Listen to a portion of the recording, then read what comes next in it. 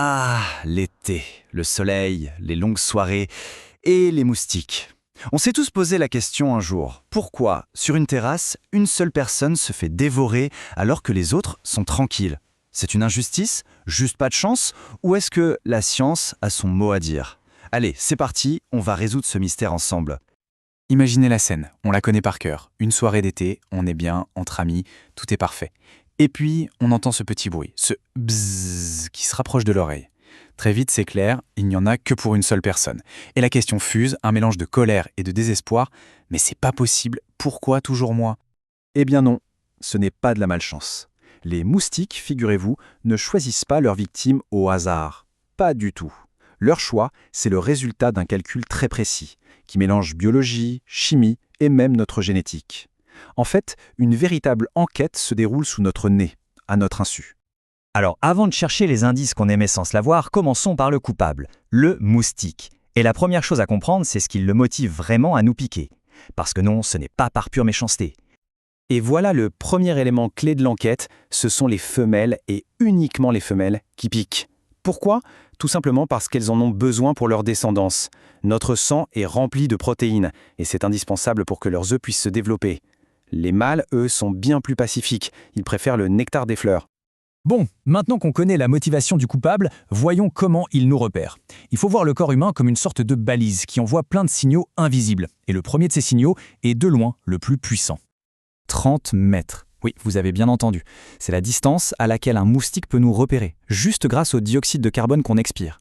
C'est un véritable phare dans la nuit pour lui. Le tout premier signal qui lui dit « Tiens, un repas potentiel se trouve par là ». C'est assez incroyable. Et la logique est implacable.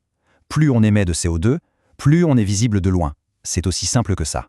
C'est pour ça que les adultes sont souvent plus piqués que les enfants ou que les personnes avec une forte corpulence attirent plus l'attention. Et bien sûr, si on vient de faire du sport, alors là, notre production de CO2 explose et on devient une cible prioritaire. Une fois qu'elle est attirée par notre souffle, le moustique va affiner sa recherche. Comment? Grâce à son odorat surpuissant. Il est capable de détecter tout un cocktail de substances chimiques qu'on a sur la peau, surtout dans la sueur, comme l'acide lactique ou l'ammoniac. Chaque personne a sa propre signature olfactive et visiblement, certaines sont de grands crus pour les moustiques.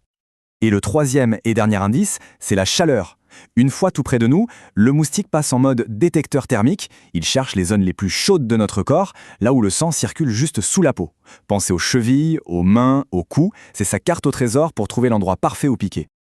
Donc on récapitule, le CO2, notre odeur et notre chaleur corporelle. Ça c'est la base. Mais l'enquête se corse un peu parce qu'il y a des facteurs aggravants. Des petits détails qui peuvent faire de quelqu'un la victime idéale. Et vous allez voir, certains sont assez surprenants. Tenez-vous bien.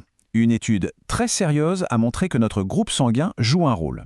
D'après leurs résultats, les personnes du groupe O sont une cible de choix. Elles se font piquer quasiment 2 fois plus souvent que les personnes du groupe A. C'est un facteur non négligeable. Et attention à l'apéro en terrasse. Une autre étude a prouvé que boire ne serait-ce qu'une seule bière augmente notre attractivité pour les moustiques. On ne sait pas encore exactement pourquoi, ça pourrait changer notre odeur ou augmenter un peu notre température, mais le fait est là. Finalement, une grande partie de la réponse à la question « Pourquoi moi ?» est tout simplement inscrite dans nos gènes. Des études menées sur des jumeaux ont montré qu'ils attirent les moustiques de façon presque identique. Ça explique pourquoi être une peau à moustiques, c'est souvent une affaire de famille. Ah, et attention, il y a une nuance très importante ici. Il faut bien faire la différence entre le fait d'attirer les moustiques et le fait de réagir à leurs piqûres. Parfois, on a l'impression d'être la seule cible, mais en réalité, c'est juste que notre système immunitaire réagit beaucoup plus fort à leur salive. Résultat, des boutons plus gros, plus rouges qui démangent plus. Bon, on est d'accord, on ne peut pas changer ses gènes ni son groupe sanguin. Mais maintenant qu'on a résolu le mystère, est-ce qu'on peut au moins essayer de déjouer leur plan? La bonne nouvelle, c'est que oui, on peut mettre en place une stratégie de défense. Voici quelques astuces de base, mais qui marchent. Premièrement, portez des vêtements longs et clairs, parce que les moustiques sont attirés par les couleurs sombres. Deuxièmement, évitez de sortir au lever et au coucher du soleil. C'est leur heure de pointe pour la chasse. Et bien sûr, les classiques.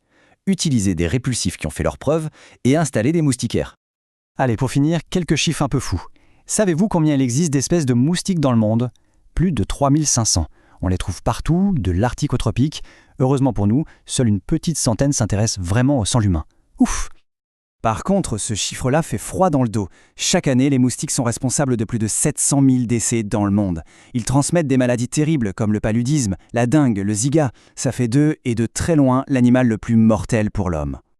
Et ce petit bruit, ce buzz qui nous rend tous fous la nuit, d'où vient-il ? C'est le bruit de leurs ailes, qui battent à une vitesse incroyable, environ 600 fois par seconde. C'est ça, la fameuse musique de l'été dont on passerait bien.